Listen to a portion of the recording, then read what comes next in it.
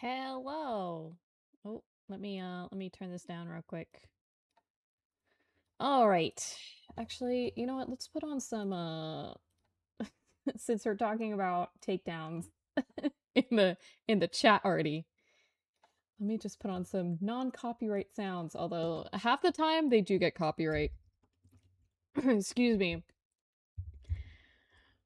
Some of your colleagues on a boat that I'm not at liberty. Oh, yes, you are. I figured I was going to get questions about this. I know this is mainly a content AMA. Let me also turn this down because it's like, man, that is like right in my ear. Shit, that hurt. Okay, I know this is a content AMA, but I figured, I figured that was gonna come up. I figured that was gonna come up. Oh man, but hello, how are you? Pretty sure you predicted that in video. Oh yeah, yeah. Oh man. So today you're alive. Well, that's great. Glad to hear it. Today I wanted to wow, I'm such a professional. I love how I'm like doing this about content and I like fucked up my whole process today. I didn't do the order of operations that I normally do, and I forgot to open my fucking stream manager. Okay, all right, now we're good. Now we're good. Now we're good. Oh, I have to have all the stars aligned. He's just saying I violated one policy, but I know what they're actually mad. We all know what you're actually mad about. Yeah. Yep. Hello again. I wanted to do a live an AMA for content because one, my friend Malfi, if you do not know, I'm gonna shout her out real quick over at SVA. She has been doing uh a series of videos on YouTube about content creation, and I got super inspired to also talk about kind of my content creation journey. I think a lot of you were surprised to know that I was a content creator in my past life. You guys have not seen me in my full form. Oh shit. In my full potential. Because life has just lifed, you know what I mean? So, um, I did want to talk about that. Wow, Golden Kappa! Oh my god! What? What? Oh shit, okay. Yes, we love Malfina over here. She is great. She is amazing. But she has uh two videos out right now on her YouTube channel. Now the Malfina, I know. I opened up her channel to make sure. I was like, she's not Malfina VT. She is just Malfina. But I had to double check because I'm a little, Hey, yay! Hype train. The Golden Kappa hype. Oh my god, that's actually insane. Oh shit. So so I wanted to talk about that and talk about kind of the projects I've worked on in the past and pass on my knowledge as I'm currently going through a rebrand. So I am actually looking at content strategies and what I'm going to do for the future and yada yada yada and algorithms and studying them and all that fun stuff that I used to do before work just got fucking nuts. So no, she's not here right now, but please go visit her. Please go say hi. Um and tell her we love her so much.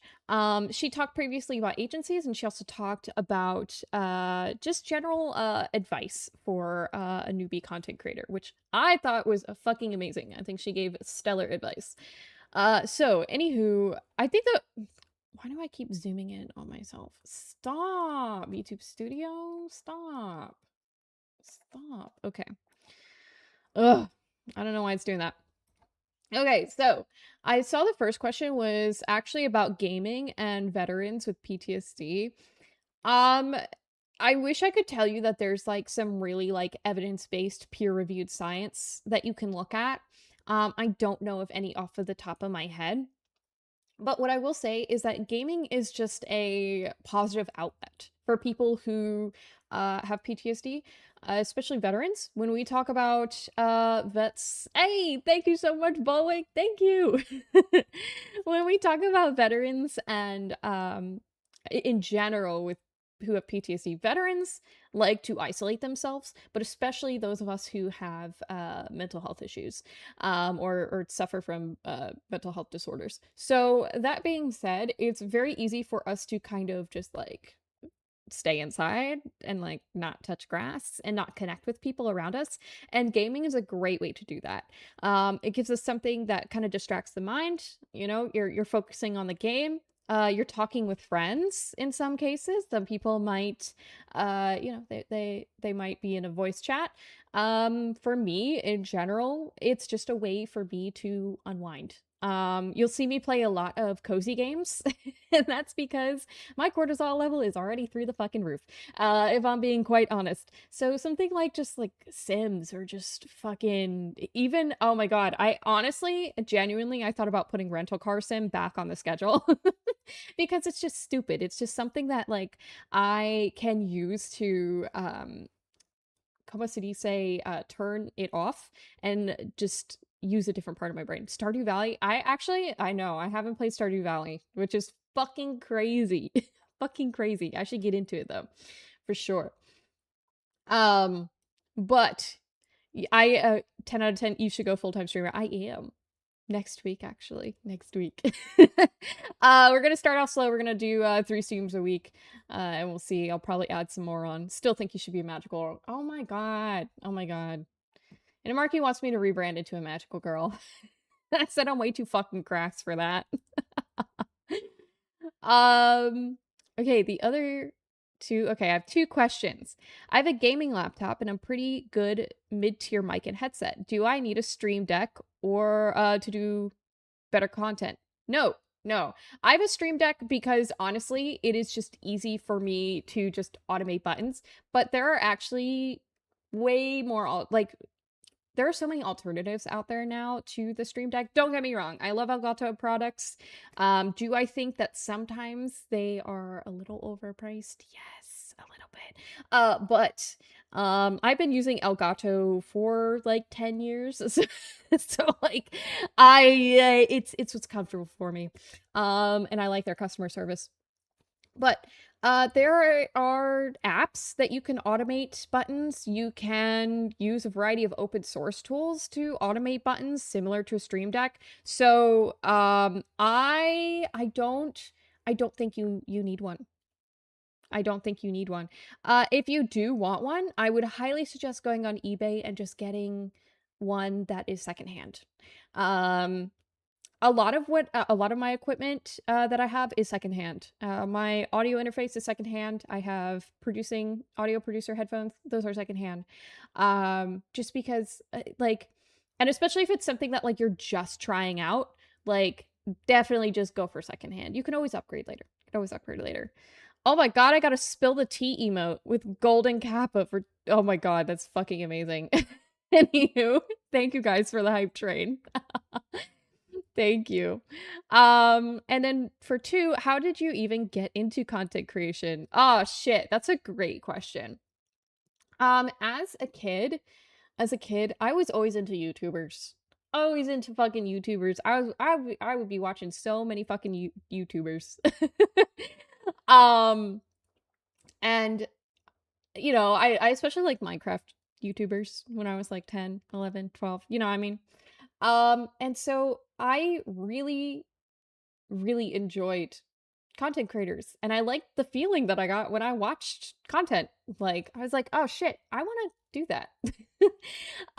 So you know, I made a few YouTube channels and then I got grounded a lot, actually. I got grounded a lot. My first YouTube video, oh my god, this is so fucking cringe. My first YouTube video was a fucking squishy review. It was a fucking squishy review. Okay, it wasn't even, listen, it wasn't even fucking squishies that like I bought. Like I made them out of makeup sponges and puffy paint. And I and that is not something you gotta see. No, no, no. That's like, oh shit. How old was I? I think I was like 12. I'm gonna be so fucking for real. I don't even know that the channel is up anymore. Now I'm curious. Now I'm curious. But yes, that was Baby Eve's first YouTube video. Your daughter does the same thing. See? See? That's listen, that's where it all starts. That's where it all starts. Um and then after that, I finally convinced my parents to let me have social media. Squishy review almost. Listen, listen, listen. Yeah, I think the channel's deleted. Um, yeah, pretty sure it's deleted. I'm like, whenever my parents would find a channel that I made, and my dad would find it because I was not smart enough to delete browser history or anything at this point in life. Obviously I got smarter, but I that's where it started. Once I finally convinced my parents to like let me download shit, I started going on Live Me. Live Me was actually bought by Twitch. I have like some like really old Twitch merch that like some of us got when the buyout happened, which is actually so funny. Because I didn't become a Twitch streamer until like recently. So but yeah, I started IRL streaming on my phone on Live Me, and I think I had about 80,000 yeah, 80K somewhere around there. And I wasn't doing it for money. It honestly was just like I was a nerd and I didn't have a lot of friends in high school. So I decided to just become a IRL streamer because why the fuck not? And that's where I learned how to yap. 100% that's where I learned how to yap. Um, Although it was like, you know, not professional at all. It was just me and my phone and chat rolling. Like that is where I learned how to interact with a live audience instead of doing squishy reviews. Not even good squishy reviews, like I said, it's like it's shit that I made. um, and then man, after that, I kind of continue with that. I ended up going on TikTok. I started making short form content when it was Musically. And it was super duper cringy, of course. If you remember like 2016 Musically, it was like a whole bunch of like people using like transitions and all that other shit. When I say I've been a content creator for 10 years, that's what I mean. Like I would say like I really started becoming a content creator in 2016. I was on multiple platforms. Um I did have Instagram at the time, but like I really didn't post anything until like 2018 on Instagram. But yeah, so fucking Musically. Yeah, yeah, yeah. During the cringe phase. Listen, I'm gonna be real here.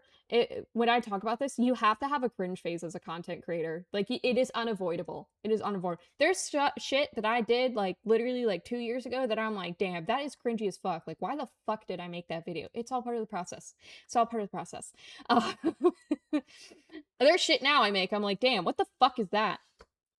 Um, so yeah, so you know, I dabbled in that a little bit here or there, Musically and Live Me. And then I started doing actual like cosplay photo shoots and shit. So I was posting that on Instagram in 2018. Um, and then I shipped off to the Navy. And I obviously had a break during basic training, and I ended up picking up everything back up after basic training.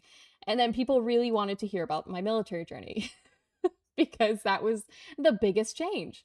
Um, so yeah, by this point, I had quite a big following, I would say, for you know, someone who just yapped to a camera, and didn't really do much actual like, you know, long form content creator shit. Um, and so yeah, I just continued that. I went on deployment, obviously. Could not content create there. And then after lockdown happened. So what else do you do except get back on TikTok? Of course. Now Musically is TikTok.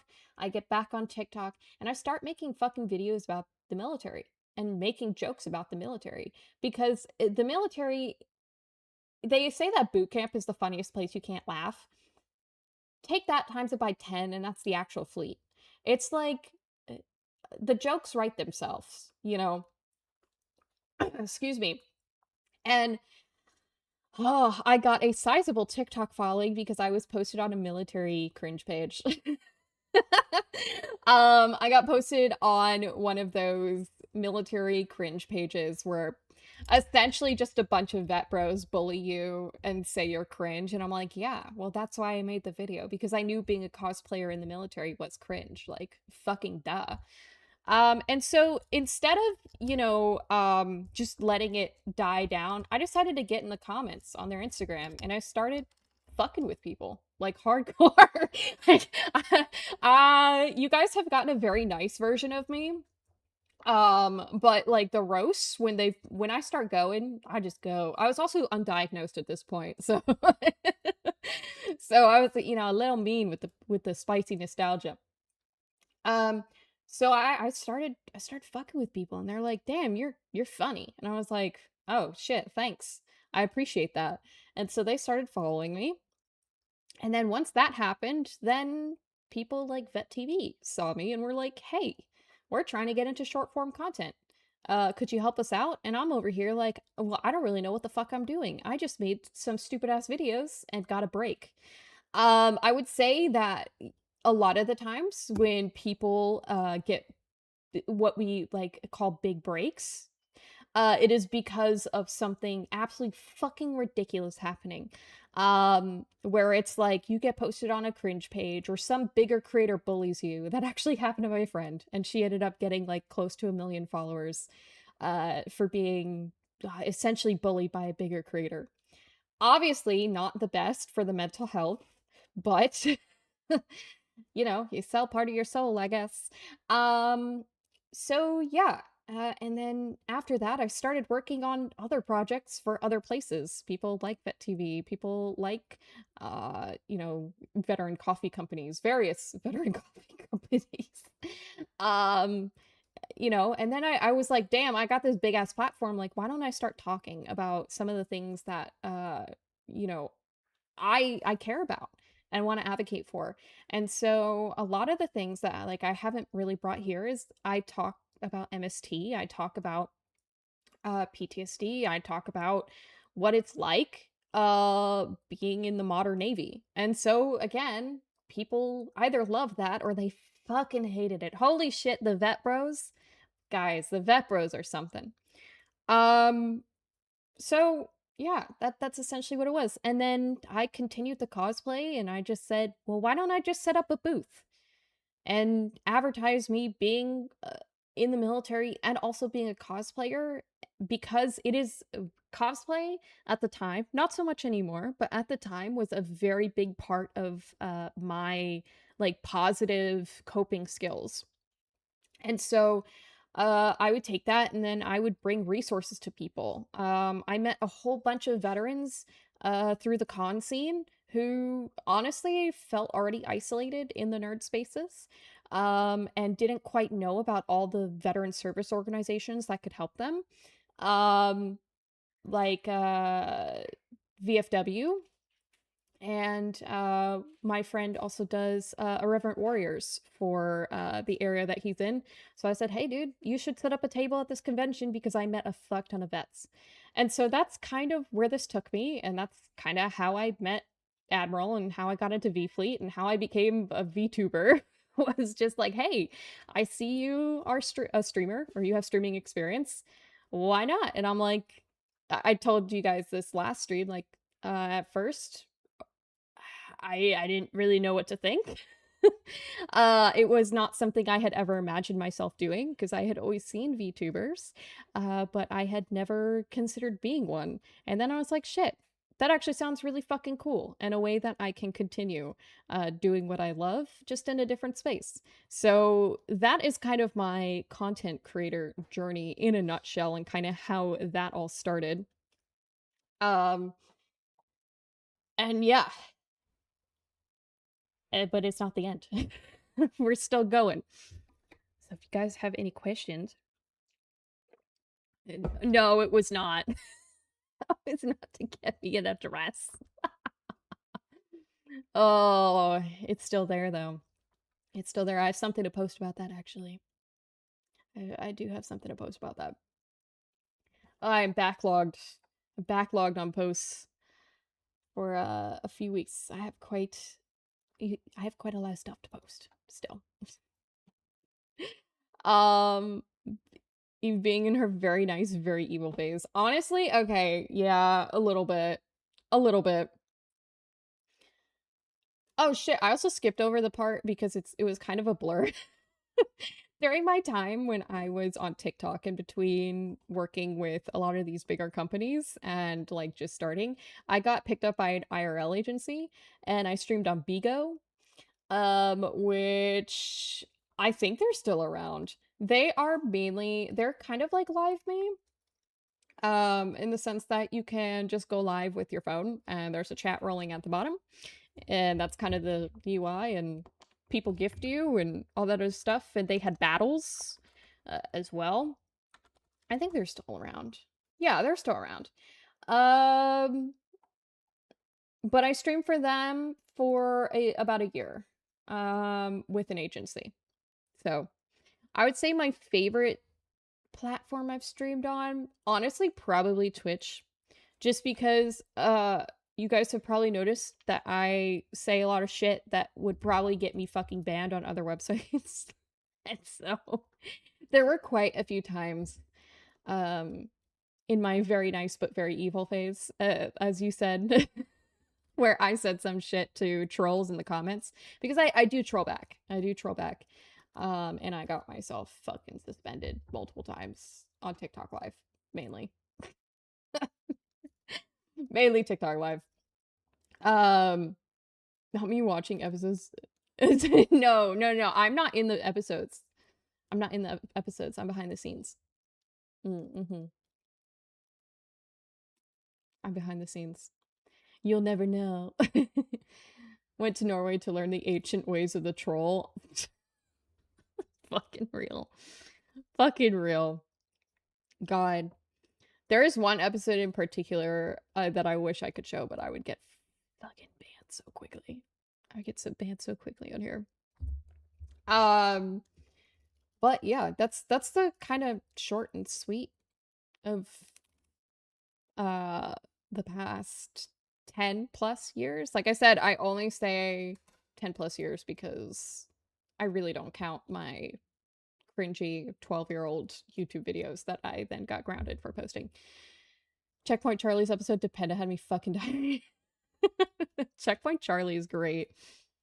Oh god, I watched Checkpoint Charlie because of Angry Cops mainly. I knew, I was like, oh man, here we go. It's Richie. Oh, fuck. So, yes, yes, yes. There was another, actually, I'm also gonna check my marshmallow to see if anybody posted anything on there. Yeah, you can absolutely ask something. Go ahead. Um, I'm gonna... Where was it?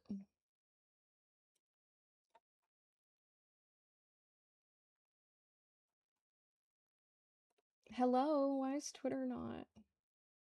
Okay. Okay, I was about to say, the fuck? I was gonna check my marshmallow because I did put it out there for anybody. Okay, and I will answer that. But there's another like really, really good question. And it was from Aqua Azuri on Twitter, who said, how do you keep your stream quality up? Which I feel like uh I feel like it's so fucking funny for those of you who have been around here for a while. How do you keep your stream quality up? Do you need a GPU to get a smooth stream, or is it more about settings? For me, it's either I keep my adjusted OBS settings at the cost of stream quality, or remove them and risk encoding overload, which is worse still. So oh my gosh, you're in chat. Hello. Hello, hello. If you don't mind, you can put in chat which kind of GPU you have. Oh my god. I already can tell I'm freezing. Hold on. Let me recalibrate. Okay, there we go.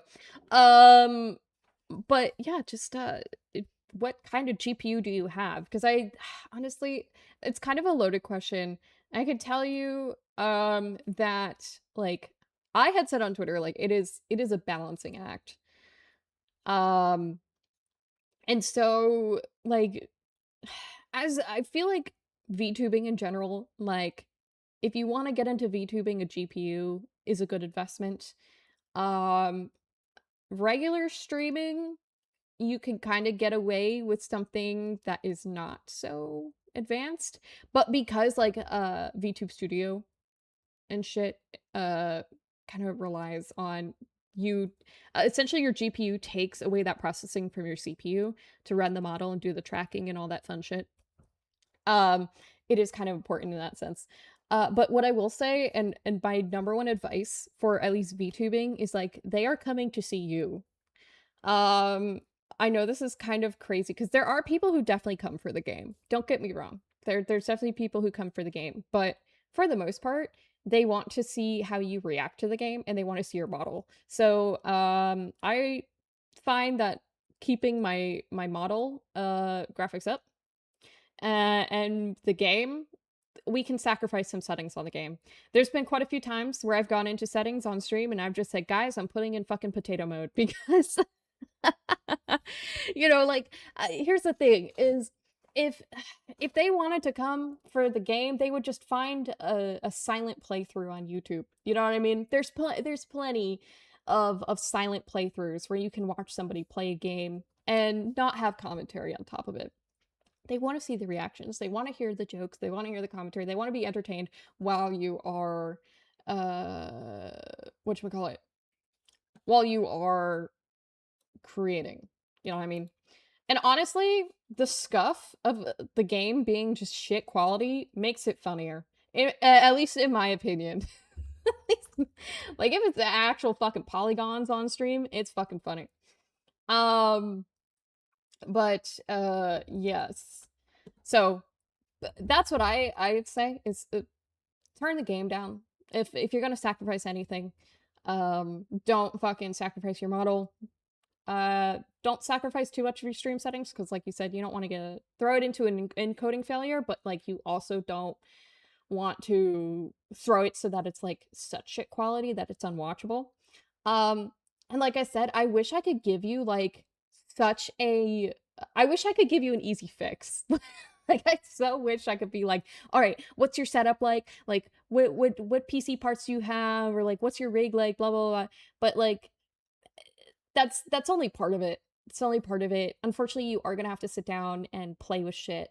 And it's gonna be fucking annoying. You're gonna want to bash your head into the fucking computer. I get it. I get it. Even myself, like, having troubleshot a whole bunch of shit, like, it drives me fucking bananas sometimes, okay? Like, full on rage quit. I have to step away. But the Twitch, like, bandwidth mode, or bandwidth test mode is really helpful. It will give you diagnostics. I also open up the stats on OBS so I can watch it.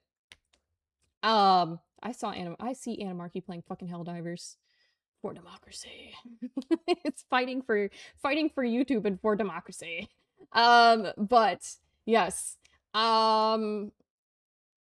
Again, that's my unfortunate answer for you. Again, I wish I could give you the fix. Like, here's the solution on a silver plate for you, but there is none, unfortunately.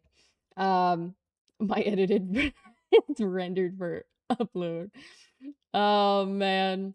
So yeah, here doing battle. Reaction to the game specifically, I think half and half. Yeah, I would say so, but I would say a heavier half would be like, and someone even mentioned like even for flesh tubers, like getting that, you know, it's a big part of the appeal of streaming. Like the whole point of live streaming is they want to interact with you live. They want to get a response from you. So yes, if you are VTuber or if you are a flesh tuber, like just make sure that you are the main focus of whatever you're doing um in your setup layout. Um but yes, the Radeon RX 5700 XT. I have to look that up because I don't know if I can. Oh, this is an Asus. Oh no, I'm lying. I know it's AMD, but I saw something come up with Asus too, and I was like, oh okay. Um, relative, like it's a good GPU. Like it is still pretty future proof. Out here compared to like I can show you what I'm looking at. Hold on. Let me let me throw this up here for you guys.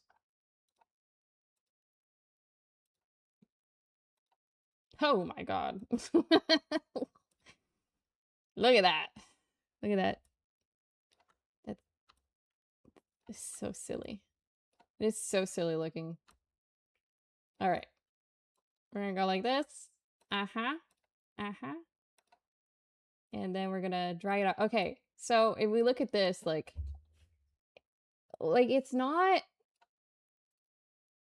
mid-tier right now. So I did talk about future proofing in my Twitter response. And basically what that means is if you are going to upgrade, personally, I like to make sure I'm getting something that is going to be future proof for at least the next 5 years. Minimum. Obviously when we go up, like as we go up, these are the most high performing. For VTubing in general, NVIDIA, you can uh, utilize the encoding from NVIDIA for your model. So that is why I was pretty hell-bent on putting a fucking NVIDIA card in my rig, which is so fucking stupid because trying to fucking track one down. Oh my god. Totally overkilled. My card is 4-ish years old and has another 5. That's what I'm saying. Like, for me personally, if and someone said like only what you can afford. So true. Like, don't don't fucking, you know, kill yourself with debt for a rig. Because you can get like a decent rig and then upgrade over time. But, um, yeah, like that would be fine for VTubing, in my personal opinion.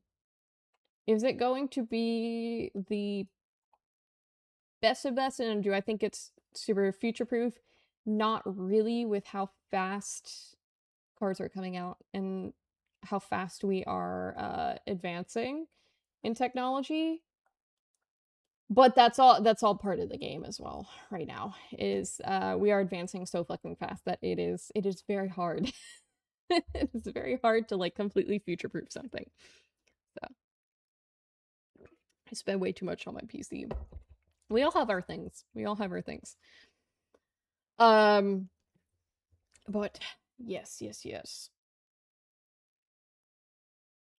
Don't buy 8 gig cards in the big 26. No. 8 gigs is not. Oh man. That is so crazy to say. It's so crazy to say, but oof. Someone said, what specific content are you hoping to get into after rebrand?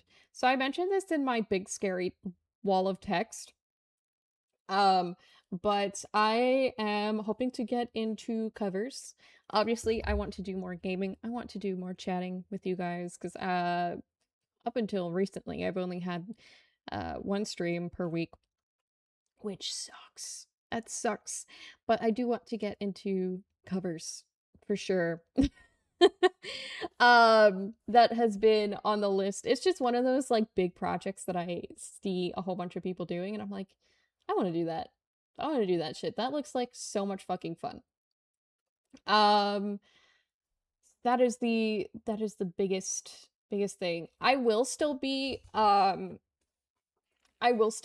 doing stuff for the veteran community and all that jazz. So we will still have some conversations about that. But part of my rebrand, I mentioned like there might come a time in the future, not right now, but in the future where I don't necessarily want to talk about Navy shit, as it becomes less and less like a part of my life. So that is kind of the reason for big rebrand. But yes. Yeah, we can actually do more video reaction. Honestly, like there are so many times I ask you guys on Twitter or I ask you guys in chat, like, hey, what do you want what do you want to watch? Like, let's fucking do it. I'm thinking about streaming, but not sure how. Any tips? Honestly, just press go live. Like genuine I know that sounds fucking nuts, but like I said, I started with my phone and a chat rolling at the bottom. And that you just learn how to yap. That is like step number 1. Learn how to yap. Um and then I I guess what kind of streaming were you getting into? Did you want to get into VTubing? Did you want to just get into gaming? Malfina, hello! Hey, there she is. Only thing stopping you is pressing the button. Yes, press the button. Press the button. Um, hello. Hello. Yes, like I said, that was like, honestly, the biggest learning curve is just how to yap and how to entertain. Um, if it is just getting on TikTok live or if it's just getting on Instagram live or whatever social media you have, it doesn't fucking matter. Like just press go live and see what happens. Not every stream is going to be great. I'm just going to let you know right now. You're going to get discouraged. It's part of the process. Take it as a learning process every single stream. If you had a good stream, what worked? Cool. Do a little reflection, a little soul searching. If you had a bad stream, what didn't work? All right. If it's that bad, maybe it becomes a rule for chat, or maybe it's just not something you want to get into next time. Cool. Keep going. The other thing is, oh god, I'm going to talk about consistency when I've been the least fucking consistent in my life. Um, this is like, god, I hated only being able to stream once a week. Next week is going to be fucking glorious because I just love doing this shit. Fuck. Give yourself, if you get discouraged, give yourself a day, but the next day you're going to press the button again. Like you're just, or if you're doing short form content, you're just going to upload another video. It doesn't matter. Just whatever the fuck it is. It could be the dumbest fucking shit that ever crossed your mind. You're just going to upload it again. But yeah, that would be my number 1 advice. I was thinking about some gaming stuff like Minecraft. Just press the button. Press the button. Press the button. There are so many tutorials out there now for how to set up stuff like OBS, how to set up overlays. Oh my god, there's so many free overlays too.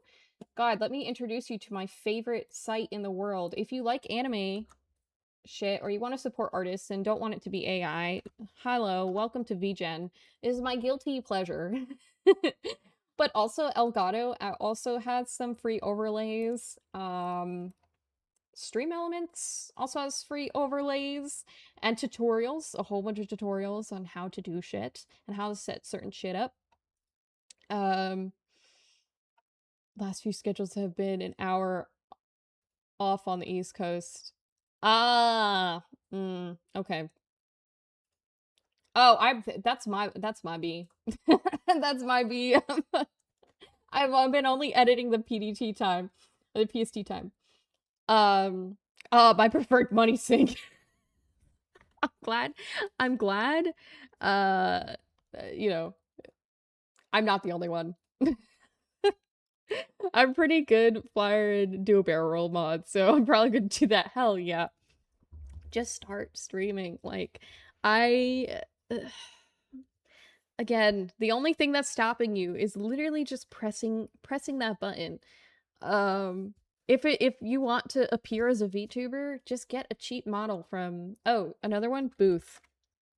Booth is great for if you are looking into live 2D models or you're looking into overlays. It is in Japanese, but it is a great website. It is fantastic. Uh, any chance you'll set up a Discord server? Yes, we will. We will. We will. A cheap model, a PNG is a great way to start. Just slap a PNG on a screen. Yes. Snaps. PNG tubers. Oh, yes. Yes, my biggest, like, again, I don't know if you're trying to appear as a VTuber or not. My biggest fucking, advice is, like, do not go and sink a bunch of money into a live 2D model. Of course, support artists. We love supporting artists, but do not sink a bunch of money into a live 2D model that you just don't enjoy streaming. Please make sure you like it first before you actually create an investment into your brand. There are some people, again, I don't want to discourage. There are some people, they do it and they're like, it's just not for me. I like watching streamers. I don't necessarily like streaming, and that is a fucking okay. That is okay. But again, before you invest a lot of money into something, please make sure that you like it. um, but yes. Yep. As far as for like flesh tubing and stuff like that, the one thing I will say is just make sure you have a good mic. If you want to appear via webcam, make sure you have a good mic. Again, buy it secondhand, go on eBay. This one is the HyperX Quadcast. I love how I had to look like this isn't the mic that I always have used. But yes, this is the HyperX Quadcast. But there are tons of them on eBay that you can get, that you can pick up. There are a ton of like good quality mics that aren't necessarily like a fuck ton of money. So, yeah. Yeah. And also like the webcam, that's the same thing. Like a good webcam is good. It's awesome, but like some of the 4K webcams and shit like that can cost a fuck ton of money. You do not need a 4K webcam to start out. I promise you that it will be okay. I know there are also ways to hook up your phone. Actually, Elgato has a phone webcam app. I've never used it personally. I just know it's called Epoch Cam. And essentially you use your iPhone camera. So you don't even have to really worry about you know, a big fancy webcam. If you have the time and ability, you can draw your model yourself too. There are tutorials. Yes. You can draw your model. You can draw your model and you can rig your model. I know quite a lot of people who, just due to a variety of reasons, they have decided that I'm gonna draw it.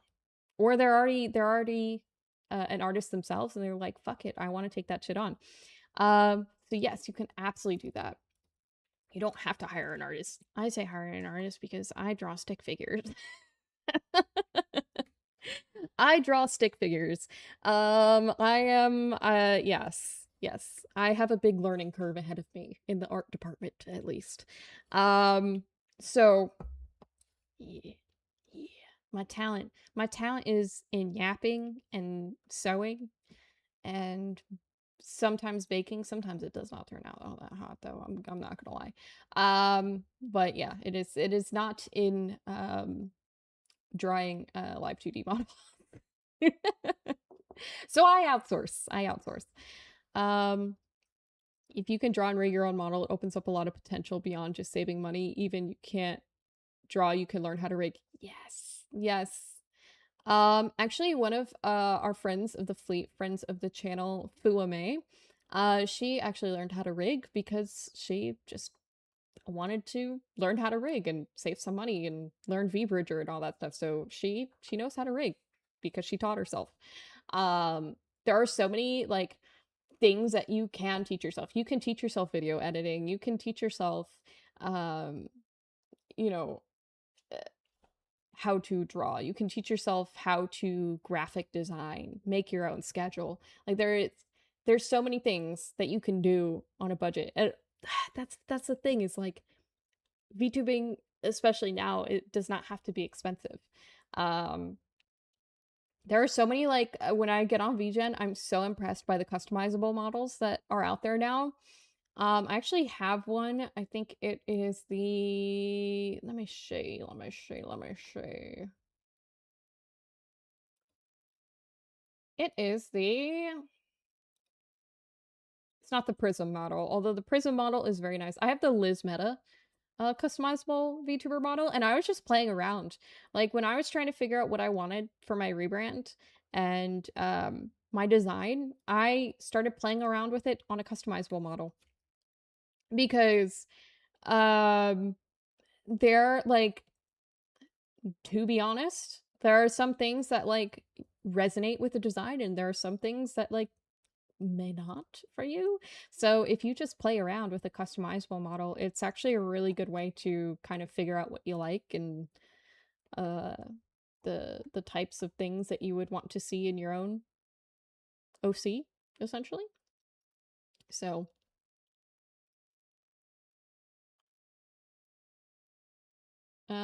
I do know how to 3D model and rig stuff. I've made a couple animations. That is so fucking cool. That's awesome. That's like one thing shit I would love to do. I've like fucked around with like Blender and shit, but not to the extent of like, being able to make my own 3D model. That would be fucking awesome though. Learning how to rig was pretty fun for me. Hell yeah. Remember some big corpo streamers doing a low budget guide? I'm telling you, like it is so accessible to stream, or at least VTube now. Back in the day, back in the day. I keep fucking oh man, Markiplier. Back in the day, jingle jingle jingle. It was quite expensive, and that's actually the thing that kept me from like getting into VTubing sooner was just it was expensive. And like I said, I don't have a ton of the artistic ability, and I didn't have, and I still don't really have a lot of the time. So I have to outsource. And so I did not have outsourced money. So I was not VTubing. Um, but nowadays it is so easy. It is so easy to get into and just try it and see if you like it. Like, I use Blender to make all my stuff, my YT, Silver Realm games. Oh, that's awesome. Hell yeah. Hell yeah. But yeah, a lot of that stuff, like you teach yourself. Like I said, when a lot of these bigger companies reached out to me and said, "Hey, like we really want you to help with our short form content," because again, TikTok was blowing up and I had just blown up. I had reaped the benefits of a lockdown audience essentially. And they're like, "How do we break into this industry?" Essentially the military and veteran community or niche on TikTok. Niche is very important. We can get into niches and niching and all that shit. And so I was like, sure. Como se dice, I bullied men on the internet to get my following. Just essentially what fucking happened. Which they could not do. So yeah, we had to it's myself and like a bunch of other creators who kind of put our heads together and were like, this is how we should attack it. Um, that's the other thing too, is like reach out to other creators. Please network. Please network. I know that sometimes it is very intimidating, and I also get very intimidated and I have imposter syndrome when I'm talking to other creators. But they are Everyone, and at least in the creator community, is a wealth of knowledge for whatever they like specialize in. There are some people, again, really good at rigging, who taught themselves rigging. There are some people who are really good at music production. They know how to mix, they taught themselves, or there are some that are really good at video editing.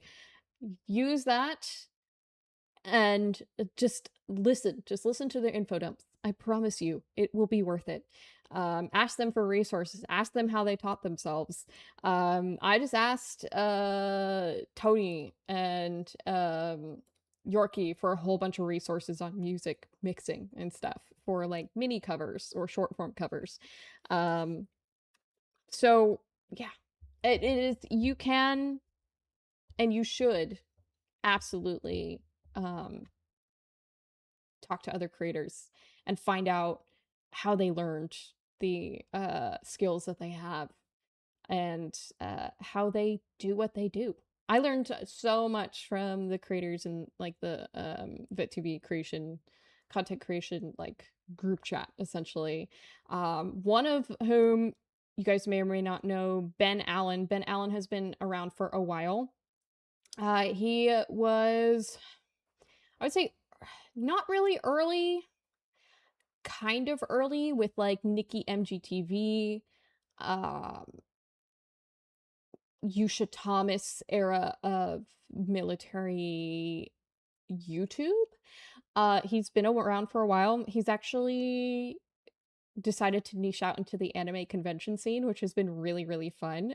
And he actually asked me, he's like, "Hey, I want to interview cosplayers, but I want to know the etiquette. You know, like what is the one thing in the cosplay and like anime convention scene or just Comic-Con convention scene that I should know when I'm going into these like almost street interview style things that he does?"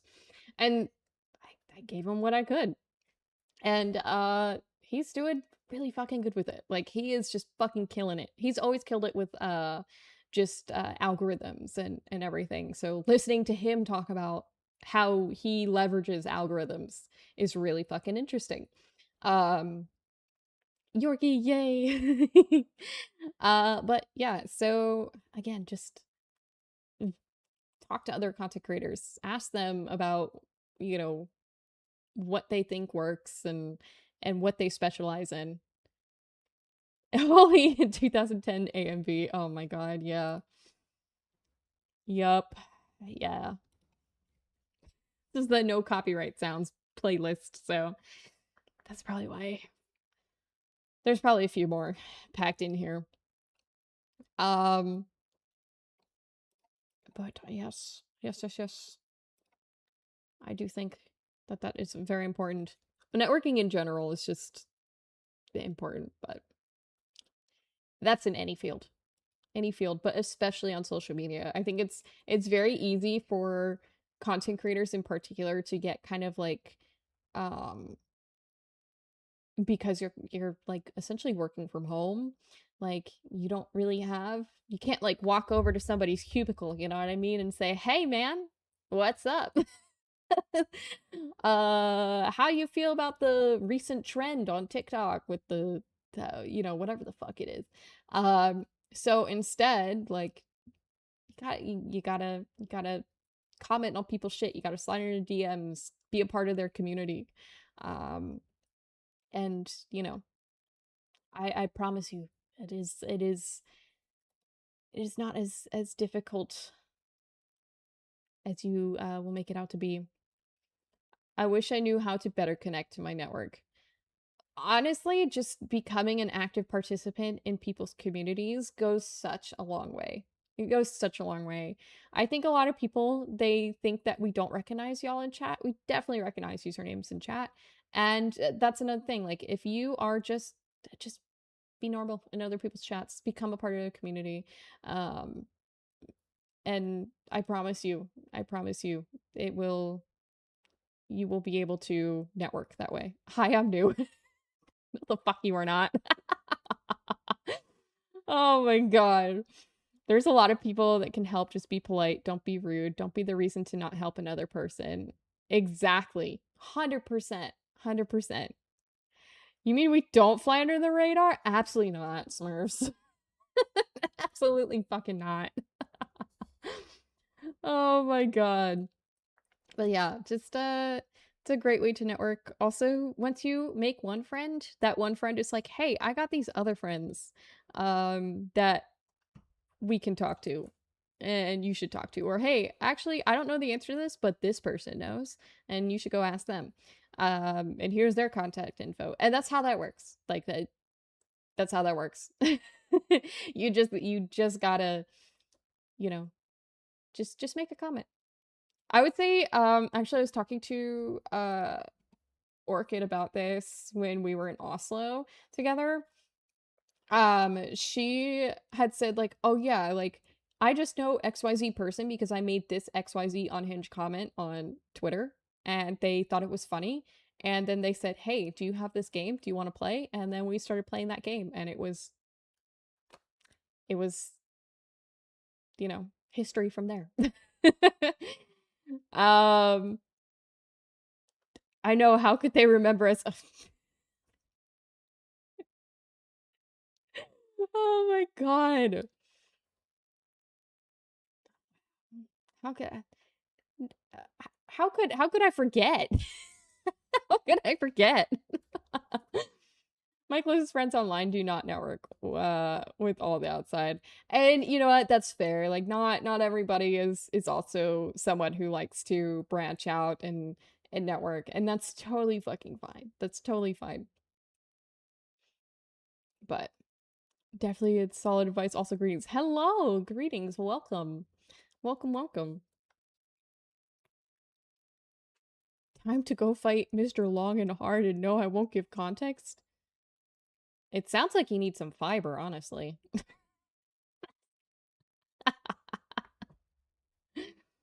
Totally not biased, but going to conventions like Offkai helps network. Fucking 100%. I'm actually really bummed. I wanted to go to Expo or Vexpo, but it didn't work out this year. That would have been fucking awesome. This community actually taught me how to better connect with others, so I just need to start applying that mentality with my other networks. Absolutely. And also awesome to hear. Awesome to hear. Honestly, like the best thing or the easiest thing to do, I mentioned niche and niches. Work within your niche first. Like I said, I got involved with other military and veteran content creators when I was doing TikTok. So, um work within your niche. Because at that point, like, they're gonna start asking you, like, we did collabs on videos, where we made skits and everybody would film their part and we just edited it all together and fucking post it. People love that shit. But like, because I don't know, they just never expected us to kind of know each other, which was kind of funny. But work within your niche. Work within your niche. Find people who you have common interest with, and then just start talking about it. Just start talking about it. Was it the two cutouts or was it making it was definitely the multiple cutouts. Yes, for sure. And then you asking for the cutout off Kai, which again, I'm so sorry. Oh, it's too funny. It's too funny. There is also a next year Eve. I need to go to off Kai. Yeah, I need to go to off Kai. Granted, because of Bishojo and Noah imploded, they had to cancel. Oh, yeah. Yeah. Woof. Damn. Oh boy. That was also, to be fair, I also had that experience during San Diego Comic-Con. I think it was 2022. Whenever the SAG-AFTRA strike happened, which for good reason. I 100% think that needed to happen. But because of the SAG strikes, uh a lot of people did not go to San Diego Comic-Con because it was technically crossing the picket line since it's an industry event. So, yeah, a lot of stuff got canceled. A lot of artists did not show up, which sucked, but also I respect it. I respect it. We still had fun. Um, but yeah, yeah. Let me see if Anything else came on Marshmallow? Looks like just that one for the rebrand. What is up, Brian? What is up? Um, Again, I'm just double checking. Why is Twitter not loading my most recent feed? So weird. So weird. Never get not be salty about how they handled meet and greets and concert tickets. I heard. I heard. Yeah. I just personally, I've had FOMO from not being able to go to Off Kai, and then I'm like, but it's right there. But also, it just didn't work out with the timing for me. So it is what it is. It is what it is. I will be going to cons again though once I get back stateside. Very excited for that. Very excited for that. Very, very excited. Oh, the story about the interviewer? Yeah, that was that year. Um, I guess that's a good what not to do as an IRL streamer is essentially I was in a Mara cosplay from Aquaman, and I did the like DC Bombshells version. And so I was waiting for a friend. Uh so we had tickets from a vendor that was in there, an artist who had a huge fucking booth. Um if you ever see Alex Ross, his paintings are fucking phenomenal. He's so fucking nice. Anywho, we had to get our badges passed to us, and so I was waiting for my friend to get there so that we can go grab the badges. And this guy like ran up to me, stuck a camera in my face, and was like, "Who are you cosplaying? What are you?" And I was like, well, shit, like uh, uh like, it just right in my face, and I was like, no thank you, I'm good. And he was like, well, you're in cosplay, and I was like, yeah, I'm good though, like, thanks, bye. Like, very blunt. And he was just not getting it. He kept saying like, but you're in cosplay, almost saying like, okay, you're asking for this because you're in cosplay.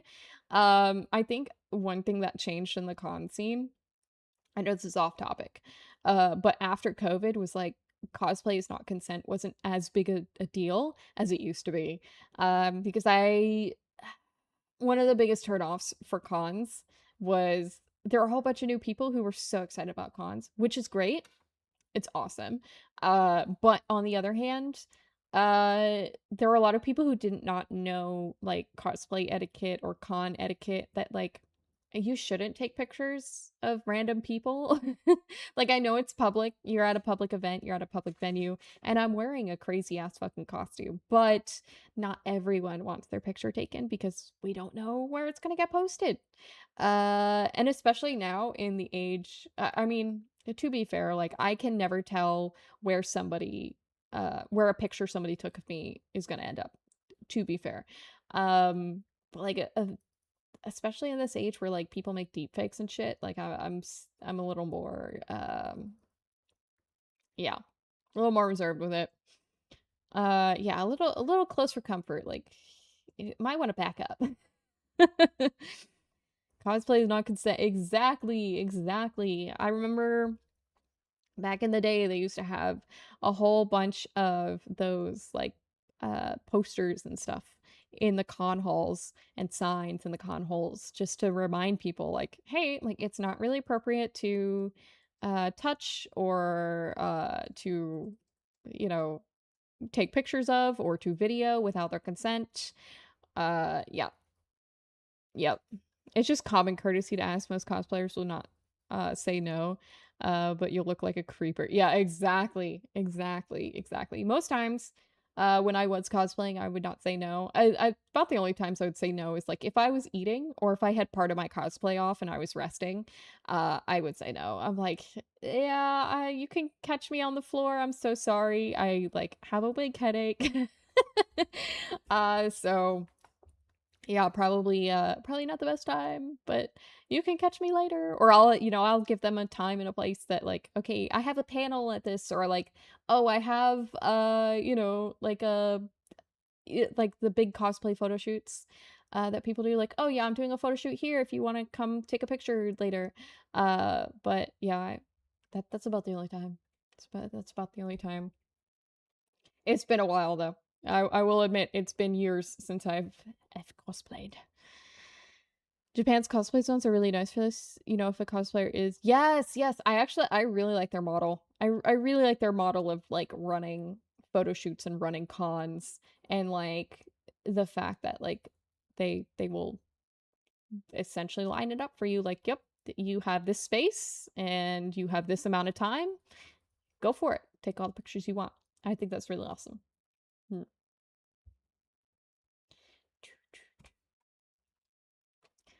Oh boy. But yeah. Yeah. I miss what actually, speaking of content creators, I used to watch like my favorite um cosplay content creators were Bonsai Productions, and they used to do like Vocaloid cosplay videos, um like skit videos. And then, oh, who are the other ones? They were like a French CMV. Oh, that's gonna drive me crazy. I have to go look them up. Uh I'm really big into CMV, and also like Twin Fools. I love Twin Fools. Still love his work today. Oh, Vocal Action was the French cosplay group that I used to watch all of their CMVs. And I at the time like so wished I had friends who would do this shit with me. Like I was like, I want to make a cosplay music video. um and then yeah, Twin Fools and Nova. I love their Naruto Naruto cosplay videos. So yeah, those were like the early content creators that like inspired me to start just making content. But yeah. And it's always been like that for the entire time that I've been making stuff. It's always been because I like doing it. And it's something that I personally enjoy. I will say a big mistake that a lot of people make is they think that this will make you a ton of money. It does not. It does not. Even on regular schmegular, like let's take out all of the production costs for a lot of the VTuber projects and VTuber centric things I want to do. Just regular content creation, like the monetization, it ebbs and flows like a lot. Um, Brand deals ebb and flow a lot. If you ever notice, like a lot of YouTubers in during Christmas time would do Vlogmas, and that's because monetization was the highest at that time, and then it would severely drop off after the Christmas season and after the holiday season. So yeah, it is not something that is going to it can, it absolutely can, for I would say a very small percentage of people. But even now, like I am seeing a lot of people and a lot of like influencers in general who just it's been difficult. So that is something to take into account, that like don't do it for any other reason other than you enjoy it and this is something that you want to do. And obviously if it you don't enjoy it, it's not serving you, nobody's forcing you to create. But yes, make sure you do it because you love it and it's something you want to do. It is at times, I will admit, sometimes discouraging. Algorithms change, numbers drop. Sometimes you'll be busting ass on a project and it doesn't reach the way that, oh, excuse me, it doesn't reach the way you want it to reach. And during my time, I've just realized like I just have to make peace with the fact that I loved it and I loved the process of making whatever I made. It doesn't matter how many people it reached or how many views it got. It is literally just I like doing it. That was the project that I wanted to do and I did it. Content creation is certainly easier to do now, but perhaps consequently harder to make. Absolutely. I would say it's easy to do in the sense that, like I said, you can just pick up your phone and just film a video.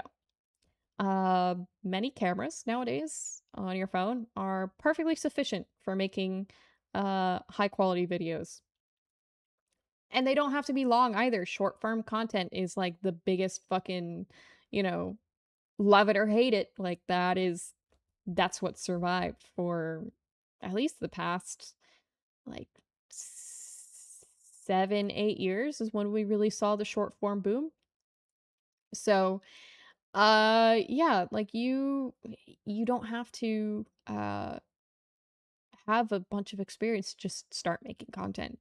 But on the flip side of that is that there are a lot of people now who make content, and so you have to find a way to stand out in kind of a uh oversaturated market. Um if that is something you want. Obviously, my philosophy is just to do it because you love it. I also understand that that's not everyone, and for some people, getting views and getting likes and getting comments are important to them, and that's totally fine. Um, so, in that sense, you really have to make sure that you are making a good hook for your video, that you're keeping people engaged, that your shit is hitting the For You page, um, and you are using the right tags and chasing the algorithm in that sense. For me, that's not as fun. Uh, I don't super enjoy chasing the algorithm. I've always said, like, you know, could could I do it? Absolutely, but it would be so fucking draining for me and I wouldn't want to do it. So instead, I just choose to do whatever the fuck. That's what we've been doing.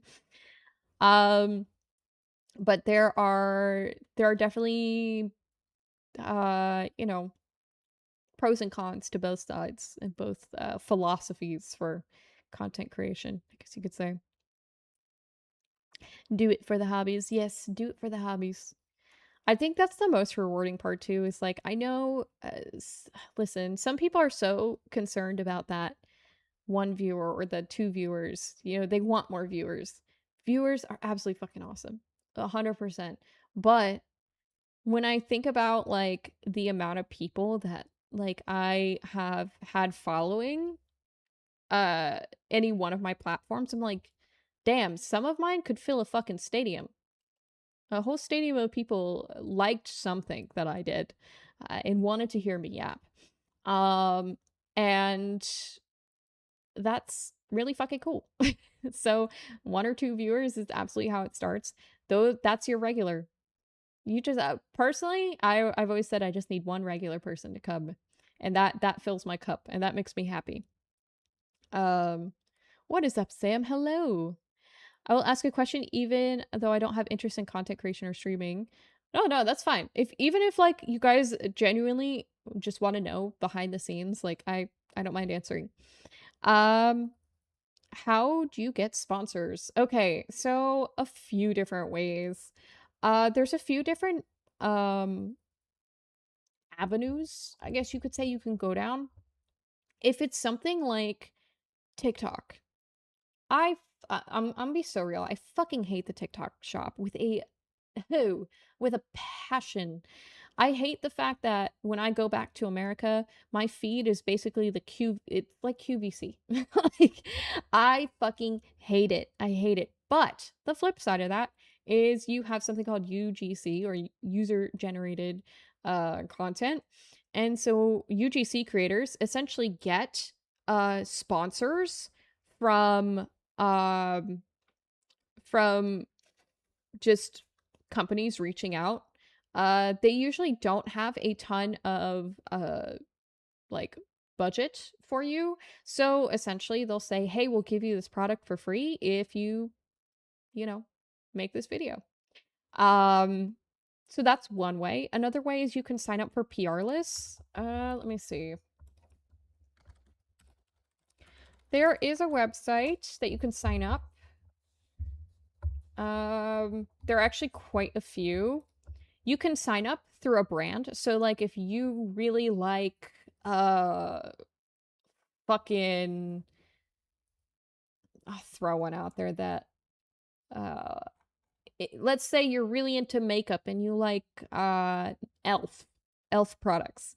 They have a PR list that you can sign up for. And whether you get PR or not is kind of hit or miss. Some of them really do look for numbers. Some of them don't. Some of them want to send to the small creator. So you can just sign up directly through the company. There's plenty of like, uh, I just looked it up. Plenty of YouTube videos out there right now with people who have like lists and links to PR for small content creator or stuff like that. So yeah, you can sign up through that. Um there are when you start amassing a following as well, if you put a email in your bios or you put an email anywhere, you will get people who reach out for sponsorship or reach out to kind of give you um like an actual brand deal where you're getting paid and not just like a user generated content where you're exchanging a good for your service, which is essentially making a video. So that is another way. So just keeping on top of your emails. I will say a lot of the emails I get, unfortunately, the biggest big payouts are from like places like Temu, with a lot of backing behind them. So I don't necessarily agree with them because they sell your data, but whatever. That is, that's just a hard line for me. Um, so it's not always going to be something that like you like per se, but like I think the coolest one I've gotten was like hair extensions. I got hair extensions from this company and they wanted to sponsor a cosplay. So that was pretty cool. Um, ooh, what else? Like I said, I've talked about veteran coffee companies have reached out multiple times to and they've sent me stuff to make videos of. That's pretty cool too. Evril Torwin, oh my god. No. Oh no. Oh, excuse me. Not anytime soon. Um, how to not get hurt or demotivated by rude people. Ah, okay. This one is kind of hard because like I've said, like I troll back. I tend to take energy and just direct it right back. And it's something that worked out for me, but I will say it's probably not going to work out for everyone. Veterans for some reason just like it when we're mean to each other. Um, it's kind of a love language. But um there have been times where like some things get to you. Uh like I won't lie. There are definitely some things that like I have a hard boundary with like when we're playing certain games, like I do not want like warmongering in my chat. Just because I I don't think it should be fantasized about personally. And I know that's coming from somebody who was in the Navy and went on a fucking combat deployment, but like it's just like I don't know, like it's not as fun and glamorous as people think it is. So I personally have a rule in chat for that. Um, for the most part, you just kind of get a thick skin. Like I really hate to say it, but you get a thick skin after a while. People say some unhinged shit, and that's the internet. It's always been the internet. It's always kind of been that way. What you do with it is up to you. Personally, I like to play ball. I'll make a joke out of it. But again, I know that is not necessarily for everyone. I need to show you something. Check Twitter. Yeah. I have it open because I know that some people might be sending stuff to Marshmallow.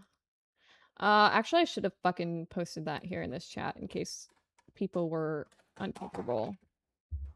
Uh, shit. Sorry. I should have put that up there earlier in case people were uncomfortable uh,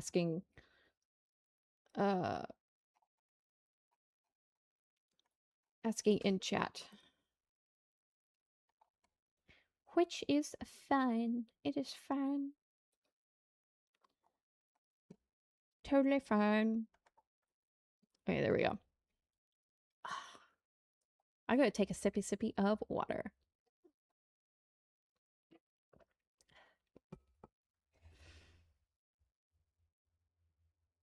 Yes, I do know Stack Up.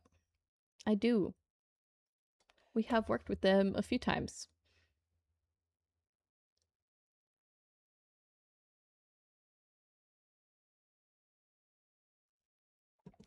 We have worked with them a few times. Hey yo, what is up? What is up?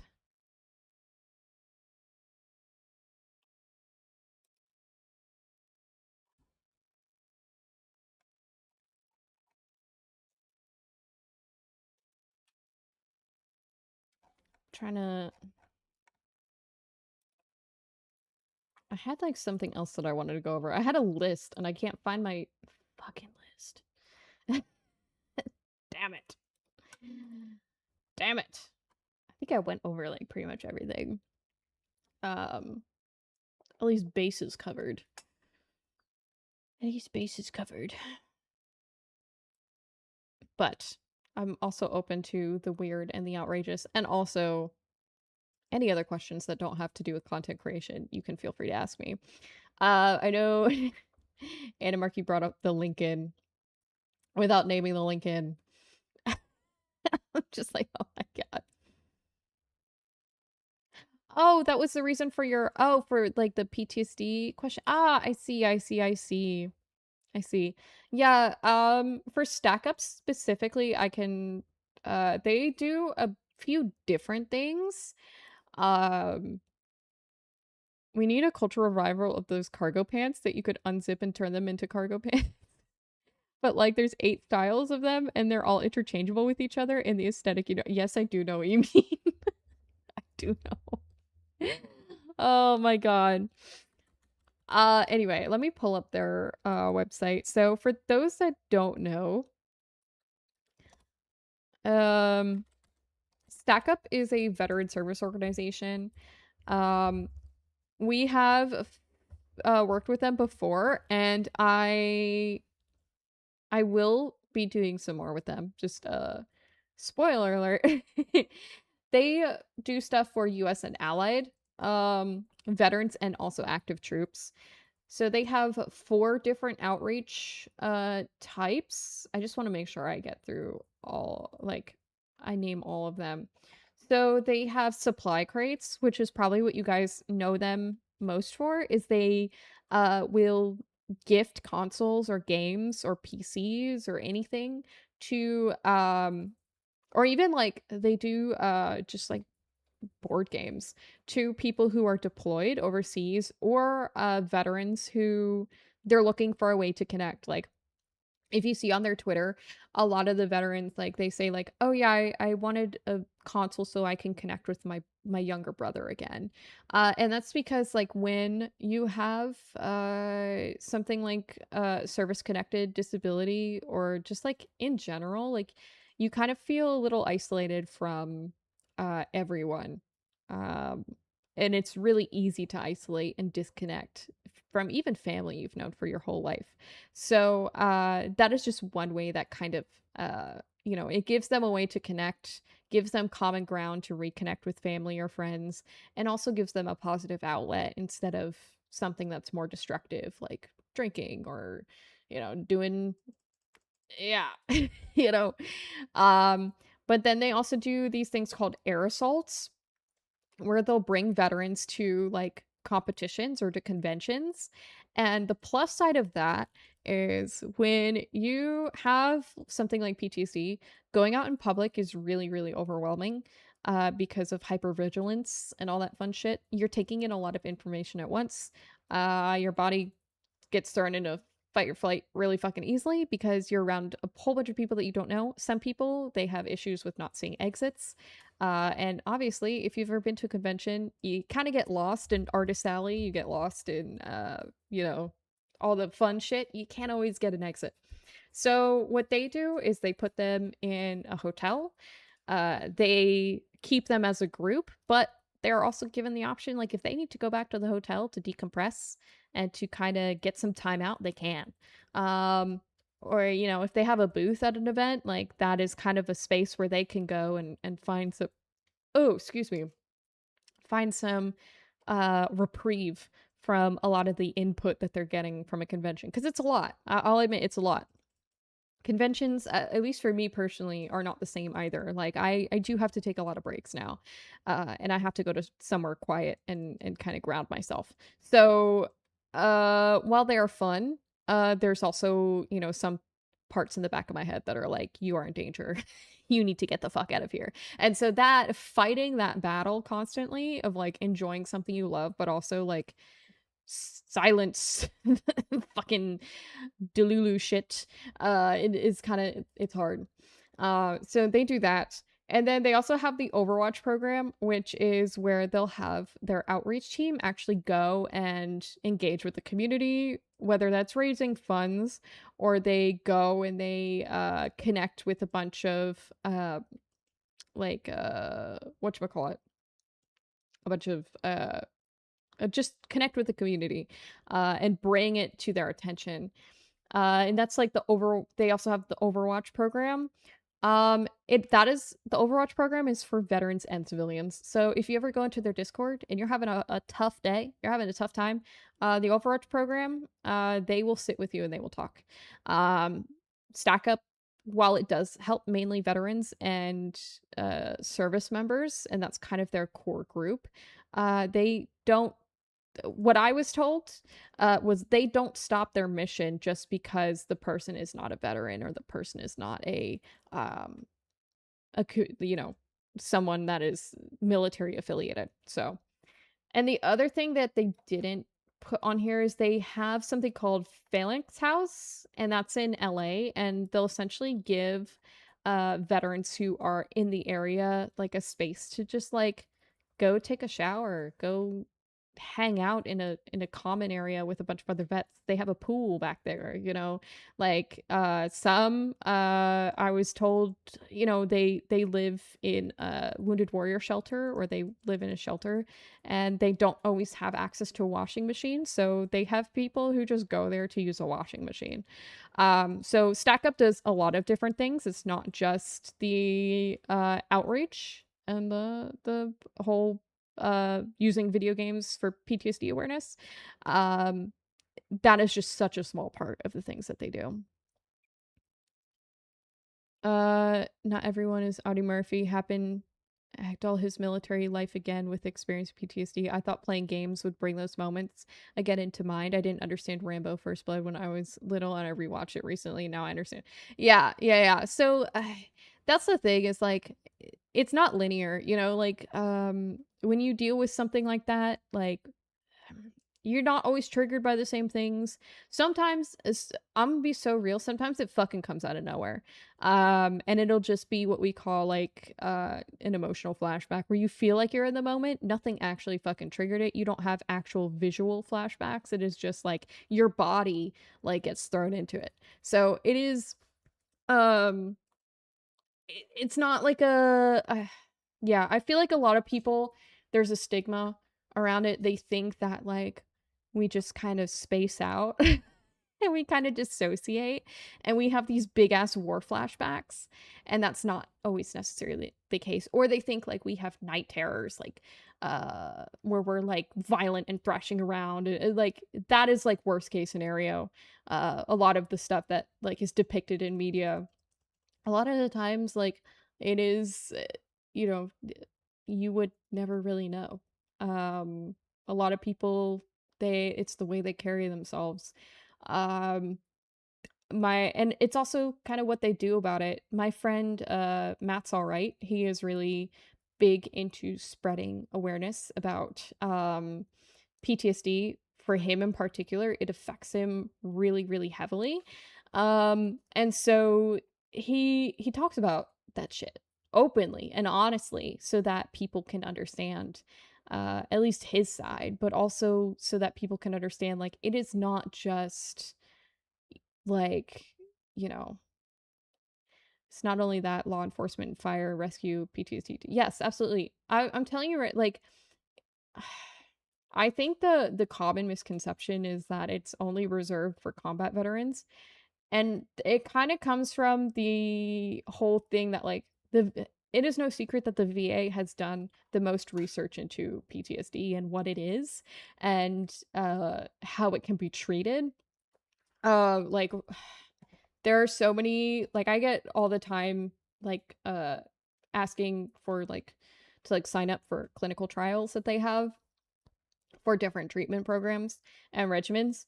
Um, and that is because like eh, veterans do have a higher concentration of it, but law enforcement does too, fire does too, rescue does too. Absolutely, 100%.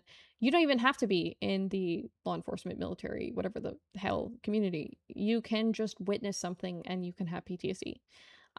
There are some things that are traumatic to one person that may not be traumatic to another. It's kind of the way that it's been explained to me.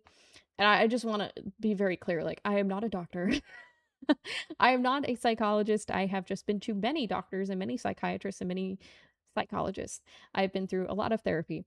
Um, eh, the way that it's always been described to me by every provider is like everyone stores memories and events differently.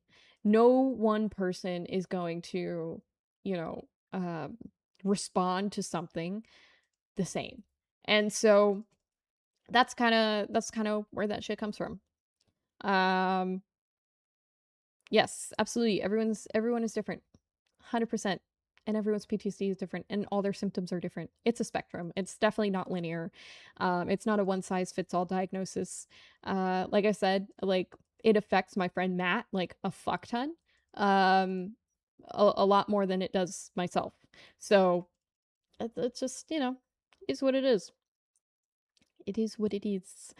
Uh, I think the only thing like we really can do is just to continue to talk about it to kind of break that stigma because it is like no matter how much you feel like it affected your life, like for me at least it affected a lot of my life, and how I live it even to this day. So what stigma are we talking about? Um, well, there's a lot. Buckle up. There is a stigma that it is only reserved for combat vets. There's a stigma that it is only reserved for a certain type of person. There's a stigma that people should just get over it and that it's not actually a thing, despite actual, you know, science. There is lots of stigma, and it's not just with PTSD, just mental health in general. Like, there's a fuck ton of stigma. Mine won't be the same as others, and it sucks in some regards because some people will have this belief that some are faking it. Absolutely. Holy fuck, yes. Yes, yes, yes. I think the number one thing that, like, at least, like, myself and a few other creators who have talked about this is, like, we always laugh at the people who say that we're faking it. Um, but then there's another side that also we're like, shit, we feel bad because I feel like they should go unpack that shit. Um, I won't lie, like, there's a lot of shit that I personally had to unpack after after trauma, and so I think about, a lot of these, people who will say that you're faking it, that will say all these hateful and hurtful things, and I'm like, "Damn, bro, like, a therapist would really fucking help." You can't listen, you can lead a horse to water, but you can't make him drink. Um, and I will say, like, some therapies don't work for everyone. So I kicked my microphone away from me. Damn. Shit got loose. But yeah, you blame boomers. I can tell you right now, it is not just boomers. Actually, the most fucking ridiculous and hurtful comments that I get are probably from people my own age. And yeah, yeah. I would say actually I mentioned the Lincoln. This was definitely not like traumatic at all. At least for me. But a lot of what the USS Abraham Lincoln is going through for supplies and stuff is a lot of shit we dealt with back in 2019 on our deployment. And it all cracks down to the area and what is going on in that area and how easily merchant marines are able to access the ship. And I just want to let you know, a lot of the things that they are missing, like hygiene products, are not the first thing to get loaded onto the ship. In fact, the first thing that's gets loaded onto the ship are mission critical items. So things like showering, like hygiene products, things like, you know, non-frozen food is not loaded on first. In fact, it's loaded on last. Or mail. Mail, you know, it's tough. Deployment is tough. And so I think the thing that is most annoying is watching these people who A, have never been on a deployment like that, or a recent carrier deployment, or B, you know, they are dismissing people's concerns about quality of life. Uh, you know, it's fucking annoying. I won't lie, it's fucking annoying. But uh, that's the thing. It's so shitty that they're gonna have to deal with that, and they are dealing with that. That like just all over the internet. I see it. It's all over my Twitter feed. I rarely. I'm like, God, I just want to fucking escape this shit. Where they'll say like, oh yeah, they're lying, or they're no, they are absolutely not lying. They are going through the shit. That ship is fucking moldy, bro. I wish I could find pictures of the combat systems female like bathroom. Um, Essentially, it is a hot, steamy shower space that is right below a cold, a climate controlled space where airplane parts are stored. So that mix, you know, with just one deck separating it, creates a fuck ton of mold. I'm talking about like red, black, green, fucking pink, and we needle gun the fuck out of that shit. It wasn't like we didn't clean. We were cleaning. We needle gunned it, we repainted it. It came back with a fucking vengeance. With a fucking vengeance. Within uh was it I think a week and a half of us needle gunning and stripping it down, it was already back. It was already back. So yeah, so I 100% believe what they're going through. Uh, I also can say, yes, deployment is hard, and that unfortunately goes goes with the territory. You know, you're gonna have hardships. It's not gonna be fun. It's not gonna be easy. And the other part of it is like when you're out to sea that long, I just like to put it in perspective with you guys or for you guys. Um, it is like COVID lockdown. Like they're essentially COVID lockdown. Yes, they have Wi-Fi on the ship now. Back in my day, we didn't have Wi-Fi. We had email and mobile Facebook. But yes, they have Wi-Fi, but the drawback of that for me personally is now your family is telling you about all of the shit that is like shitty in their life. And I won't lie, there's some messages that like other sailors got that came to the ship. Like they were dealing with some heavy ass shit. Some heavy ass shit. Some am crosses that were processed that sailors could not go home for deaths in the family, their spouse lost custody of the kids, or like they're coming home and their bank accounts are empty, the house is empty. Like, you know, it's some real shit. Like, I just want to be real with you guys. Like, The supplies and the mold and the lack of hygiene products is really just the cherry on top of what people deal with out on deployment. So, yeah. Um, but yes. Yeah, it hurts when I can't sleep at night and a lot of people are just like, "Oh, just sleep or take pills." Yeah. Yeah, that don't work. I am number 1 for that shit. Or why do you complain about it all the time? Uh-huh. Yep. Yeah. It's also a deployment that basically nobody else has been on. I see somebody downplay it on a basis of their Westpac deployment. We did that deployment. So, like I said, we did that deployment back in 2019. That one broke records in itself. It broke Vietnam records for the longest carrier deployment. That has since been wiped multiple times. But that was really the start. As I hate the stigma of, oh, you're deployed was so hard. Yes. Yeah. Oh my God. I think my biggest hill to die on, usually I say driveway to die on because it's not that deep, but this is a hill. This is 100% a hill. Is like if I suffered and you suffered, why is it that they have to suffer? You know what I mean? Like uh, that just doesn't make sense to me. Like why wouldn't you want them to have a better experience than you had? Like the fact that service is so easily equated to, or like I I've talked about this a few times with my friends. The some vets will equate their service and the validity of their service and what they did to the amount of suffering that they endured during their time, which I think is fucking ridiculous. Um and I will say like it's usually people who have never been deployed. I'm just gonna say it outright. This is usually people who have never been deployed. On the off chance that they have been deployed, uh like eh, that's the part where I'm like, all right, you should go unpack that shit. Like you got some shit from in country that you need to sit down and fucking deal with. Um but yeah, that's my hill. Like why is it that because you suffered now everyone else has to suffer? That is so fucking miserable. That is a miserable way of life. I fared pretty well during the lockdowns, and then again, I'm an introvert, so I'm happy when I'm alone. Yeah.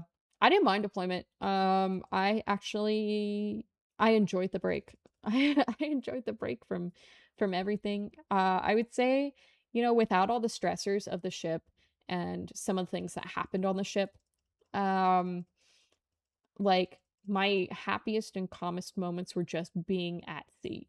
And just like it was just me looking out at sea. Nothing else. It's very relaxing. It is my happy place. Isn't the Lincoln also the one having plumbing issues before it was deployed? Yeah, that's why I kept saying we drank bilge water. Yes, it does have plumbing issues, but the Nimitz also did. And the Nimitz and the Lincoln both in San Diego. So, yeah. Yep. The toilets are backed up. The toilets are backed up. It's become the Suffer Olympics. Yes, my friend called it the biggest dick measuring contest. Because I'm gonna be so real. We have been uh like in group chats and shit like that, like laughing at like people who are just so fucking ignorant and just being weird. Um like it is literally just like that's the only way to describe it. In a Marky Raw kill. Hey, I see you got out of your democracy. I hate that mentality in people in general. There's student debt, so you have to have it. Yes. Oh my God. Yes. Yes. Yes. Yes. Yep. Like, personally, I just think it's a miserable way to live.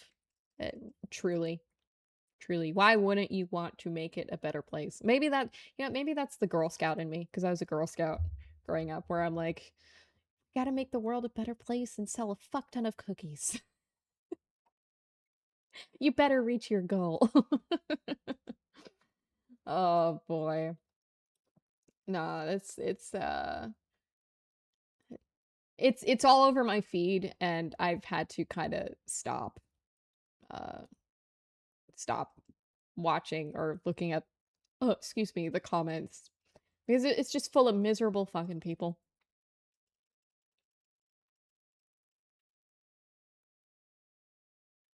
What's up, Elle? Hello. It's good to see you again. Oh man. Oh yeah, I said, oh no ads. Oh damn it. I forgot to run my ads again. Oh fuck. Especially around a debt I had to pay like 40K student debt. So you have to pay off 100K student debt. No handouts. Yeah, exactly. Do you not remember how much that sucked? It's so fucking real. That is so real. Yeah, I don't think it's necessarily like yeah, do I think it happens in some generations more than others? Absolutely. But I think it's in general like people are so jaded. You know what I mean? They're so jaded by their experiences that they feel that everyone has to feel the same pain. And that's just that call me a fucking hippie, but that's kind of fucked. God, I probably do sound like such a fucking hippie. It's because I'm a Libra. I need everything balanced. I need everybody happy. Yeah. Just, you know, sit in a circle, play ukulele and sing Kumbaya. Not toxic gossip train. Toxic gossip train. Oh boy.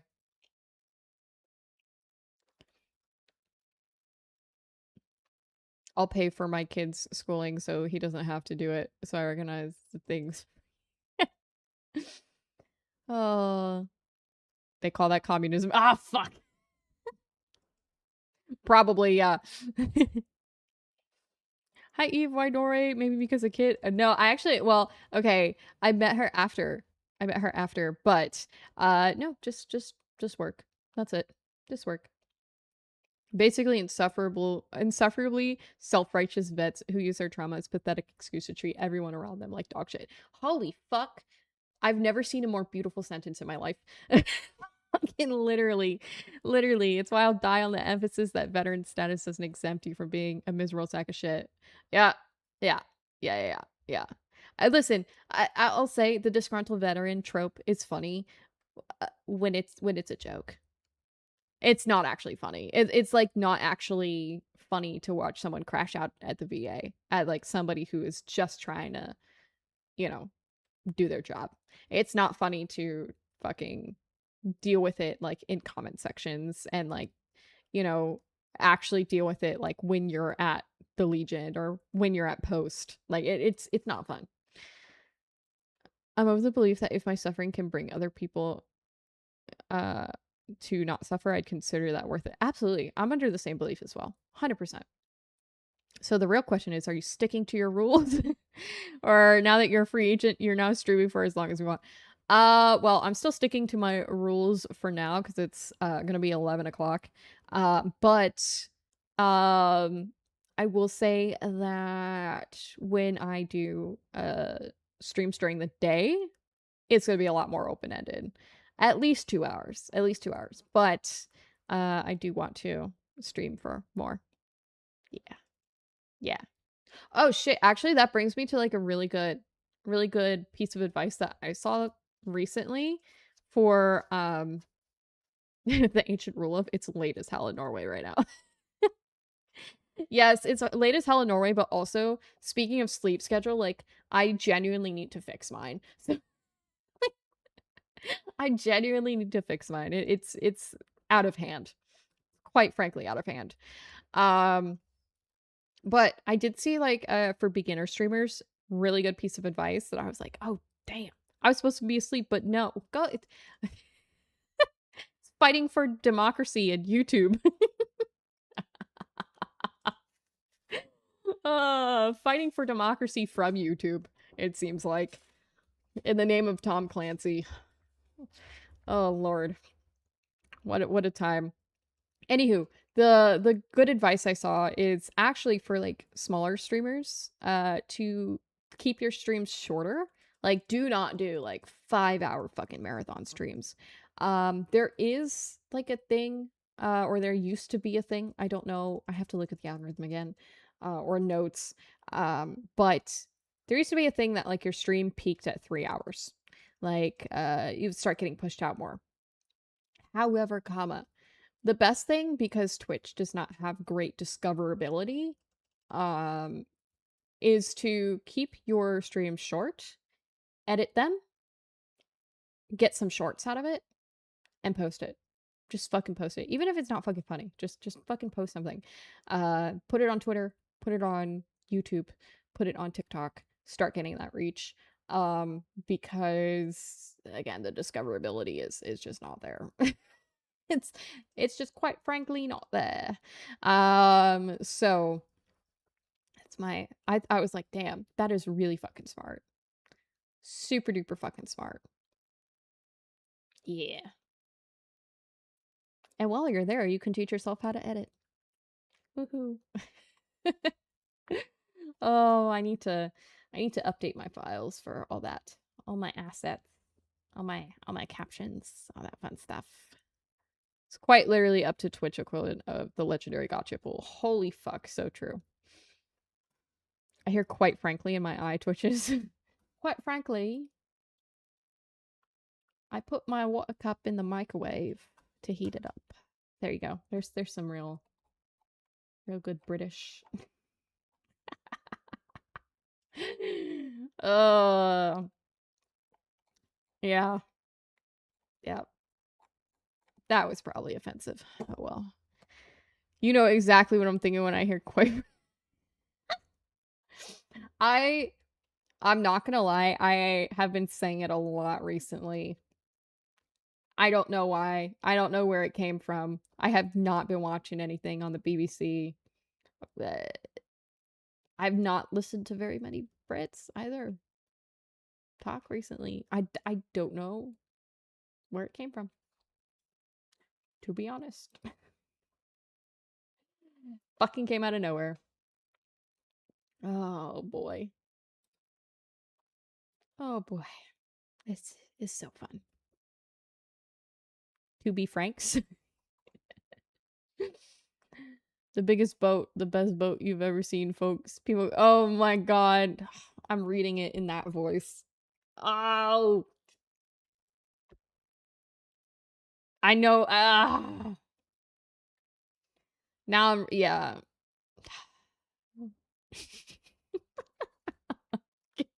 Give me a week. Give me a week.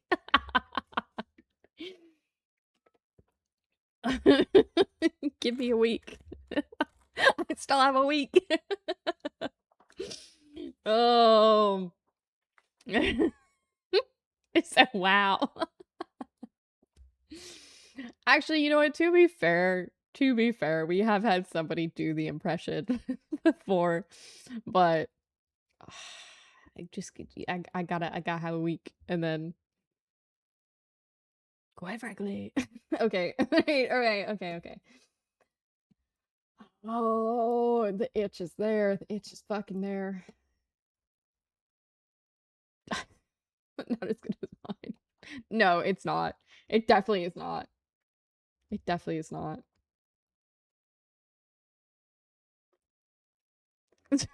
Not people adding to it. Not adding to it.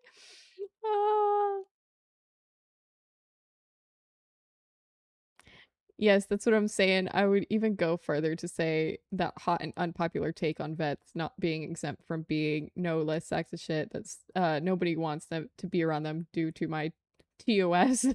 Due to TOS, my legal team has advised me to play such a dangerous game. Oh man, no. It is fair to say that. 100% is fair to say that because here's the deal, like nobody wants that, like, anyway. Like, veteran or not, like, nobody wants to be around somebody who wishes the worst for everyone around them. Like, it's honestly exhausting, for one, and for two, it's like, what go find a hobby. You're the biggest hater. Muty! What is up, Muty? Hello, hello! Hi, Raiders! Welcome, welcome! How was your stream? How was your stream? Hater, that's what you are not a hater. Not in the sense that we're talking about. We're talking about, like, real fucking haters. Thank you for doing the shout out. Thank you, thank you, thank you. Thank you! Woohoo! Hello, Raiders. My name is Eve80. I am VFleet's USS Enterprise ship girl. I represent CV6, CVN65, and CVN80, the future USS Enterprise. We are talking about content creation and doing an AMA. We were just talking about vets, and me being a vet and having to deal with miserable vets, hence the haterade. um, but yeah, originally we started off with content creation and streaming. So if you have any questions for me, the short and sweet is I've been in content creation for more than 10 years. I'm fairly new to the VTuber space still, but yeah. Yeah. Mass Effect has too many dialogue trees. Oh boy. Good old Mass Effect. Another ship waifu added to my collection. Yes. Yes, ship waifu. But yes, thank you. Thank you for rating in. If you need to go to the bathroom, grab a snacky, get a drink, go take a nap, that is totally fine. You go do you. You go do you. You just activated my almonds when you did the dumb. Jesus. Oh man. But yes, take care of you guys. Take care of you. I'm gonna take a sip of water. Pull it forward, beg to differ. Oh man. I honestly didn't even think about that. Need to take my Cappy to the dentist soon, so that's why I thought I would rate it to you. Oh, well, thank you so much. Thank you. Thank you. We're gonna stick around for a little bit and then we'll probably rate it to another. I gotta see. I also gotta see who's on. But what the fuck? Where did my window go? Oh fuck, I don't see it. I had 2 startled on Mass Effect already. I didn't think I could handle Fallout.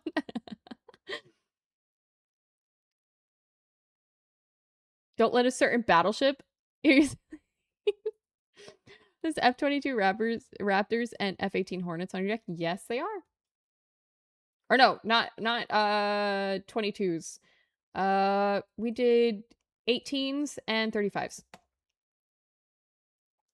Because we have an F-18 and an F-35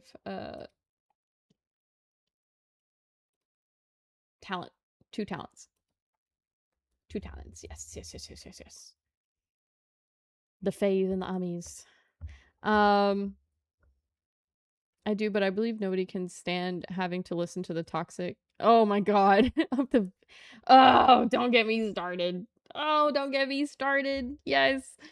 It's just my unfiltered ass would take my hot take to the vet bro culture to a whole other level, and that would immediately get auto-modded.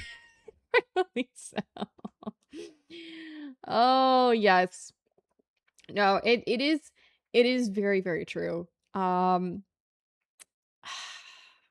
avoid those people. I avoid those creators like the plague.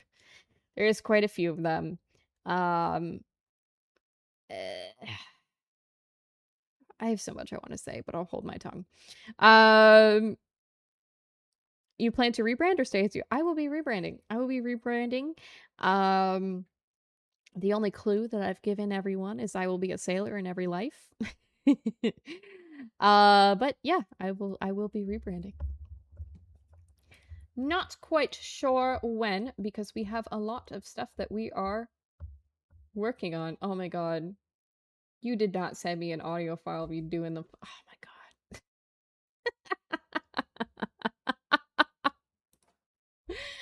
Anna Markey. Um, speaking of Sailor, if anyone has fun military Reddit stories, yes, Beanie is looking for them. Please send her all the funny or silly or goofy or outrageous. Look, man, the fact that being in the military isn't fast tracked into. Uh,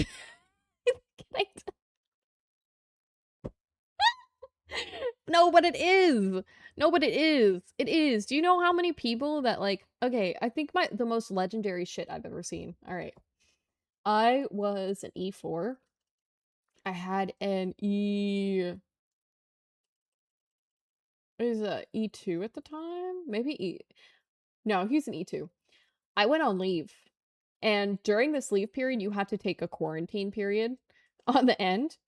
So he ended up finding a girl, getting engaged. Uh, I'm pretty sure they went to the courthouse. Then it got annulled. Then he found another girl and got engaged again, all in 21 days. Um, because of the yeah. Since this is an AMA, I wanted to ask you for your service and save me from a burning. Oh my god. Get out of here with that shit. Burning orphanage while also giving you a small loan of $1 million to rebuild my orphanage. um, what advice would you give to someone being a new streamer? So I said this earlier, and Malfina actually she jumped in here and said the only thing that is stopping you is pressing go live. And that's like it's literally it. It's just go live. Just just go live.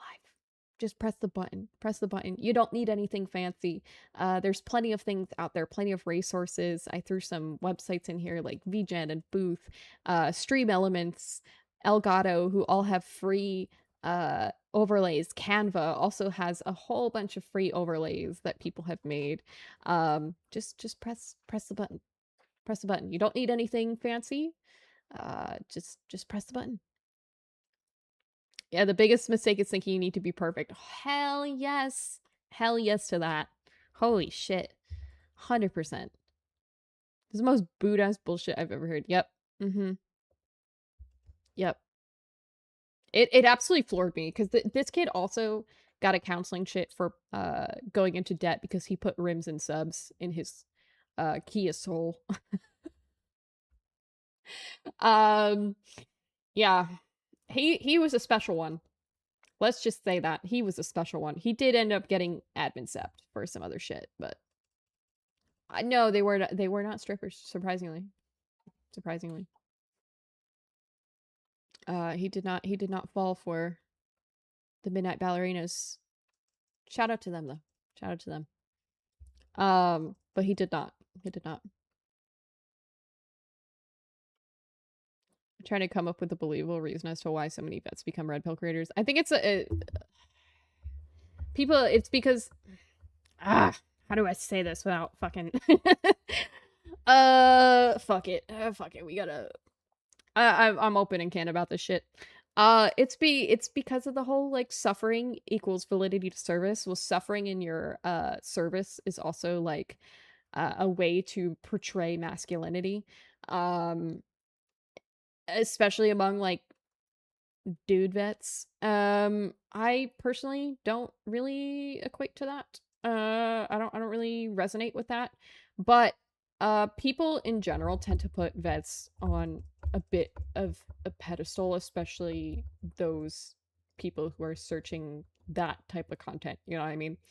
They think it's manly and masculine. And it's not. It's not. It's really, really not. Spoiler alert. It's really not. Um yeah, that's pretty much it. That's pretty much it. And the other thing I'm going to say is not everyone who wore the uniform is a good person. A lot of people who wear the uniform are not should not be role models, are not shining examples of what masculinity, I guess, should be or what it is or all that other shit. I could go listen, give me a week, we can go into a whole rant about this. Absolutely. Fucking weapons free, all filters off. So I got hit with an ad as soon as Eve said, "It's because of." Oh, man. He bucked up one stereotype. Yeah, Kia Soul. Like, I'm telling you. I There are so many other cars that I could see someone putting rims and subs in. Going into debt to put rims and subs in on a Kia Soul is, yeah, it's really something. I I wish I could make half this shit up. Twitch stress, Twitch censors in strange ways. Yeah, I forgot to run my ads. That's my B. That's my B. We do it next time. I promise. Those get real funny though. Every time those 10K Alpha Male Boot Camp makes their rounds. Oh yeah, I know what you're talking about. Where they just like they throw a bunch of people out in like a fucking soccer field, and it's like these people who are just yelling at them in like generic Walmart camo, and that's like the height. I don't really. Boot camp is the funniest place you can't laugh. Like there's nothing really masculine about it in the quote unquote red pill sense. You know what I mean? Where it's like the hyper masculinity. Uh, it was the funniest goddamn place. I couldn't laugh. I did laugh. I got beat for it. But like, when did that qualify as stolen valor? No, stolen valor is when someone makes a profit or like benefits from claiming that they served. These people that we're talking about haven't necessarily served. You know what I mean? Just random yelling for no reason and stuff because it seems hard. No, that's legitimately it. You fucking nailed it. Oh my god. These are I I say this all the time. Like these are the same people who are like, I would punch the drill sergeant, or I would punch my drill sergeant if blah blah blah blah blah. Oh my god. We can have an open and candid conversation about it soon, but we can absolutely do that. Can absolutely do that.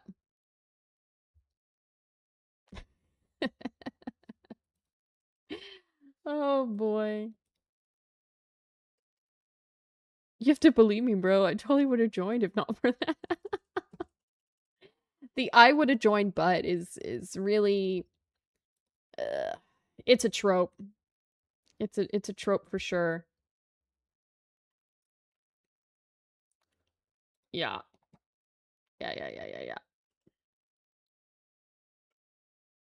No, you wouldn't punch your I the I I don't really get the I would have joined, but for me it's like okay.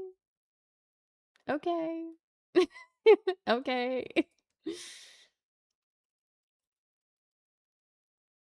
Try to punch your DI, wake up medical.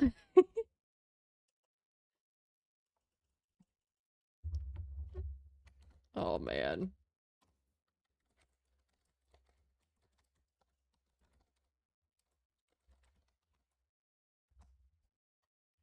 Is a coin bounce on the bet a real thing?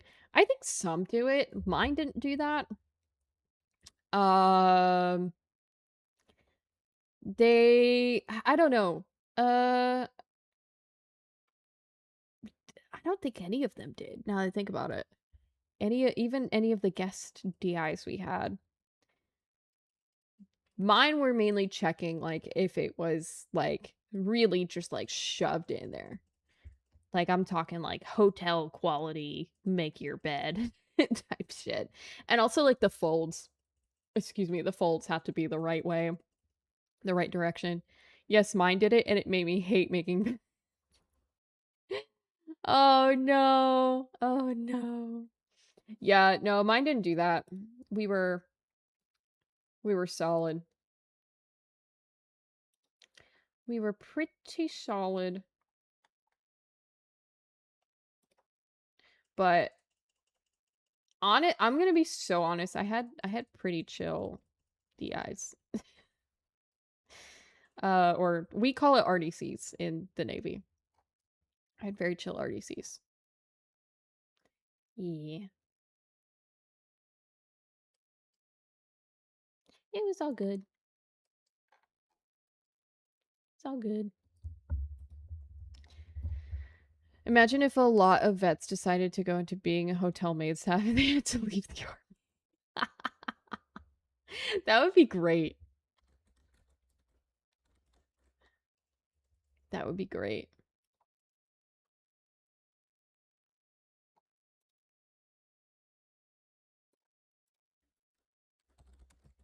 Yeah. Made to wait. A cleaning company called Made to Serve would be so fucking fun. Ah. Oh my god.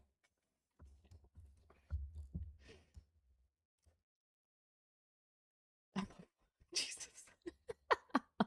I think a lot of military personnel have plenty of boot. Sergeants, lieutenants, admirals, and generals who genuinely needed a well-deserved Kratos level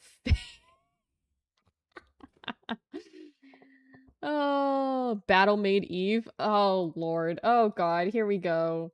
I should have known. I should have known as soon as I mentioned it. I might as well put that journey to you. Oh, boy. Oh, my goodness. I that would honestly be so good. Made to Serve. I love it. That's the remake. Oh god. I will say due to the rebrand, I am not really getting anything else for my current design. However, um I may get a kind of final form, a final retirement form, if you will. I got something cooking. I got something cooking before I take my next form. Not model. Where the models we can't do a model. That's too expensive. But a design we can do. Oh man. But anywho, it is getting late over here. I'm so sorry, folks. I had a lot of fun. I'm so sorry that this had to move to today. That kind of sucked, low key. Um, if we want to, yes. If you okay, yeah. Actually, shit. Yes, I will keep tomboy hair with rebrand. Yes, yes, yes, yes. I'm glad we could catch up too. Hell yeah. Shit, I forgot to open up the floor for rebrand stuff. I did say that you guys could ask about it, but I think a lot of y'all I appreciate you respecting the kind of secrecy a little bit. Yes, if you guys want to get stuff, that is totally fine. If you still want to get Eve art even after rebrand, totally fine. Fine by me. You can still use the tag. But yeah, yeah, absolutely. Absolutely. I will still absolutely love it. I will still absolutely love it. Um, but yeah, tomboy hair staying 100%. 100%. That is not changing. Oh boy. But anywho, if you have any other questions, you can feel free to hit me up on Twitter or messages to Talent in the VFleet Discord. It will still be up for a little bit after the 31st. So yeah, it's all good there. All good there. But I know you guys asked about a certain someone and how they were doing. So we're gonna go see them. And yeah, I know you asked about her in chat. So she is streaming right now, and we will go see her. Say hi. Tell her hello, and that yes. Yes. We like her eyeliner. That's maybe that should be the rate. It's eyeliner in all caps. Anywho, I love you guys so much. I'll talk to you guys next week. We're gonna have so much fun. Much more streams. So excited. All right.